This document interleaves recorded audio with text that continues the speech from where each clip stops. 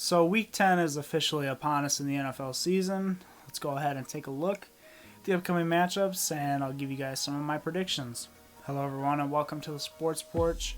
My name is Jeffrey Anderson. Here are my predictions for the NFL week 10. Without further ado, let's go ahead and get right into it. So first off, just going over the Thursday night game, we had the Indianapolis Colts defeating the Tennessee Titans 34-17. Now, I didn't get a chance to watch this game at all. I just saw some pretty momentary highlights, pretty brief highlights. And that's largely due to this guy over here. I'm not trying to brag or anything about it, but I was able to get a PS5, fortunate enough to be able to pre-order it. So I didn't see much of this game. I don't really have much to say about it, other than I would have taken the Titans to win this game, but anyway, moving on, let's go to Sunday's games. First up, we have, as I've always enjoyed this year, the NFC East matchups. We have the Philadelphia Eagles going to play the New York Giants. This game's going to be boring. Don't watch this game. Eagles are going to win pretty easily, I think, just because they have there's a better talent disparity between the two teams. Although I do like Joe Judge. I like what he's done so far in New York. He just doesn't have enough talent right now to really contend with the Eagles. They're just a lot better of a team.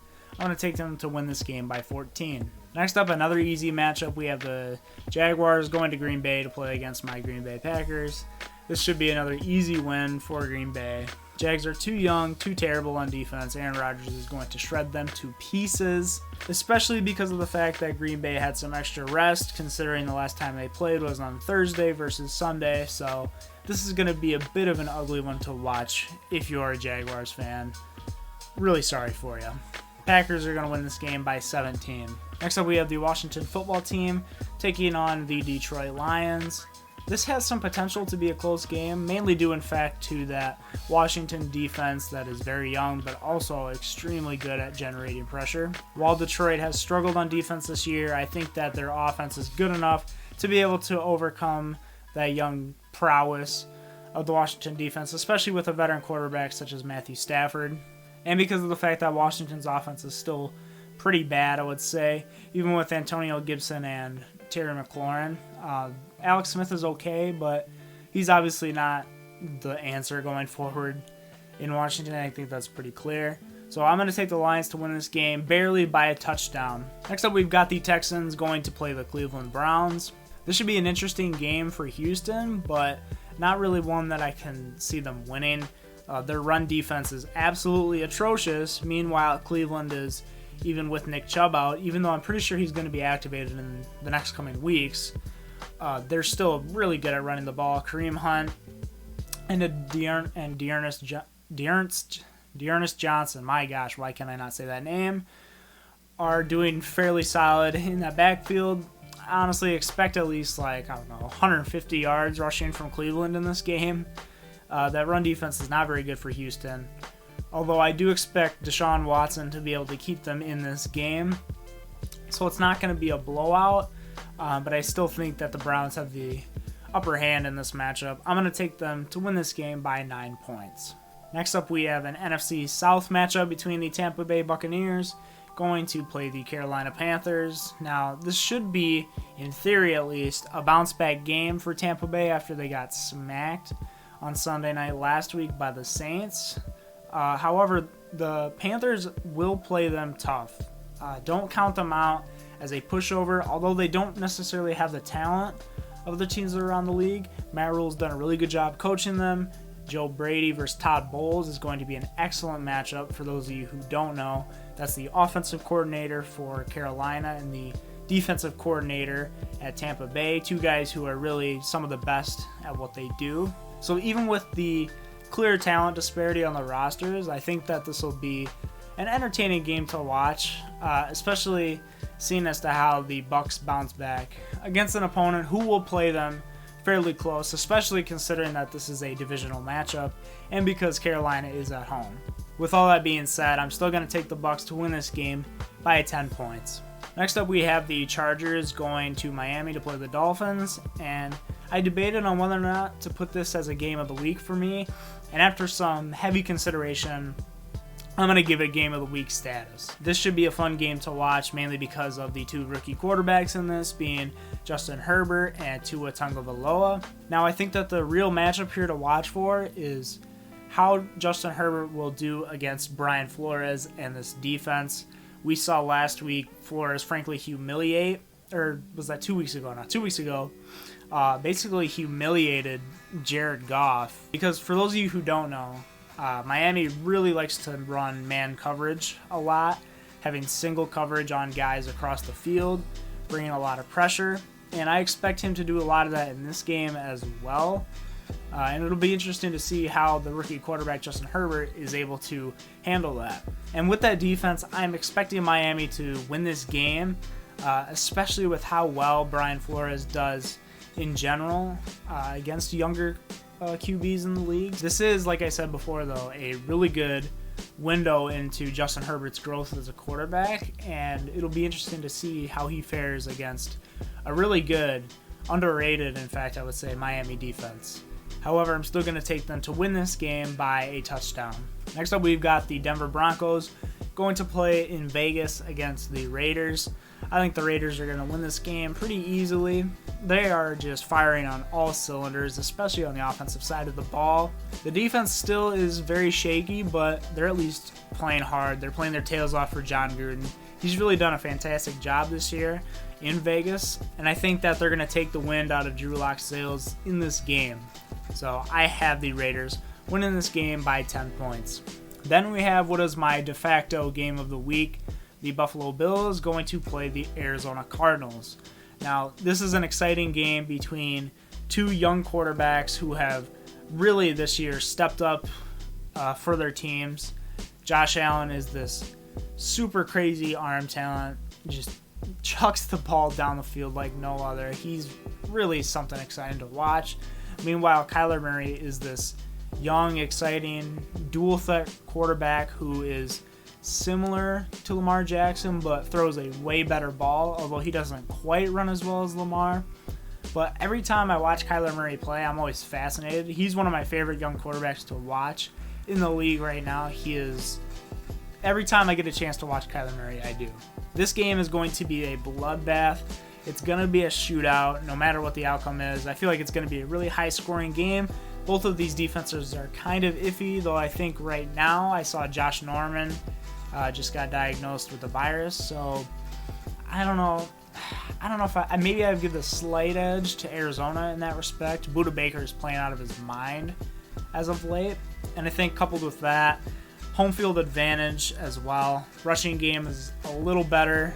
The overall running is they're a better running football team than the Bills are. Watch this game if you can.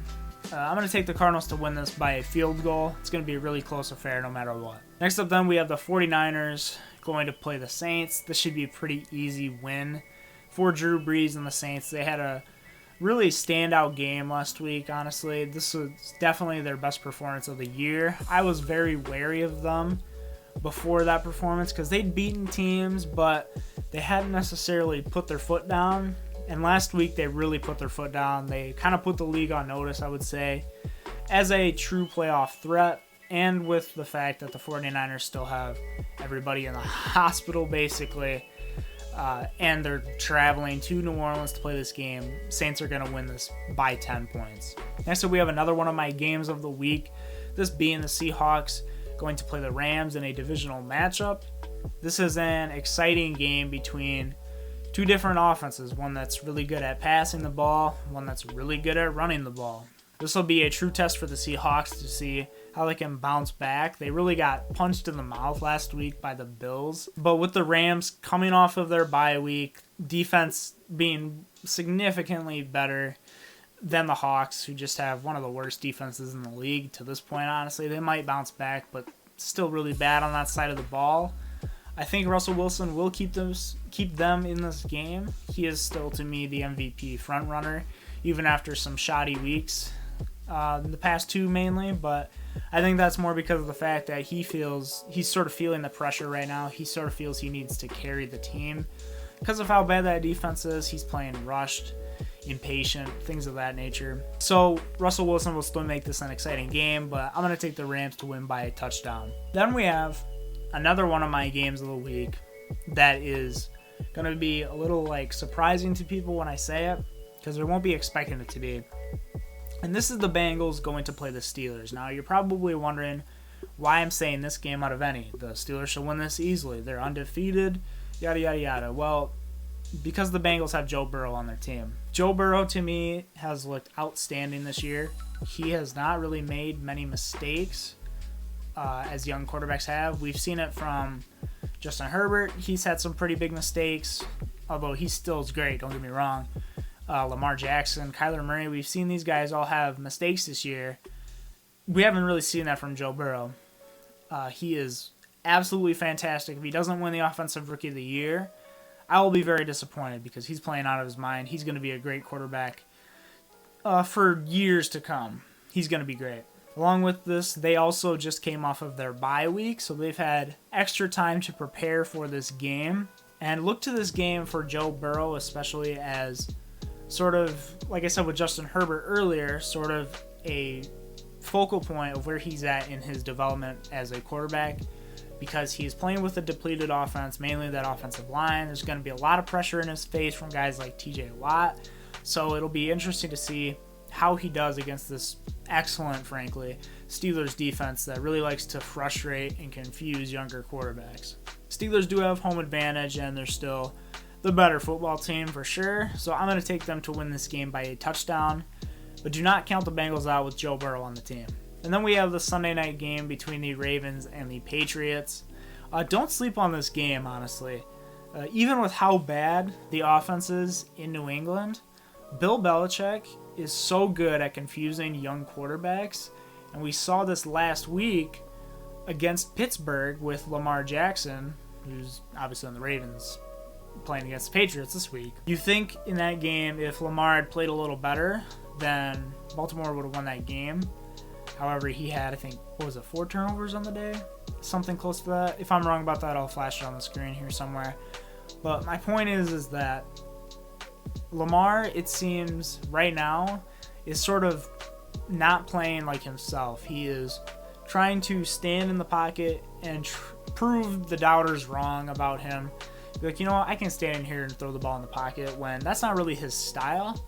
I mean, yeah, he can do that every once in a while, but that's not what you do with a guy like Lamar Jackson. You need to be getting him on some bootlegs and those read options and things of that nature. I think that the Ravens are going to find a way to win this game for sure. New England's offense is terrible. They're not going to be able to put up points, but this is going to be a grinded out game.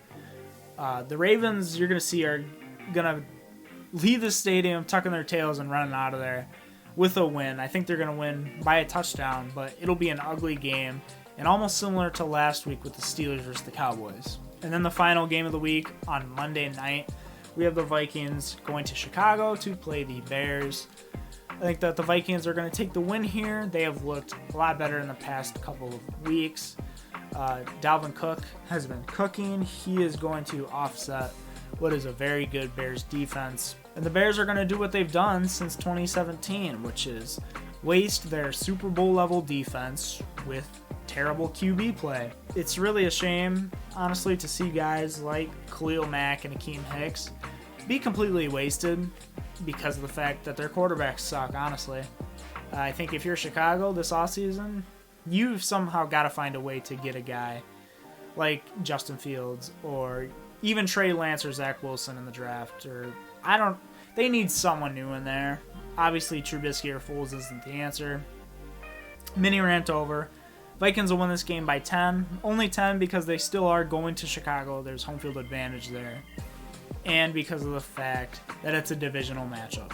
So there you have it. Those are my predictions for the NFL for Week 10. What do you guys think of them? What do you have for some potential upsets for games?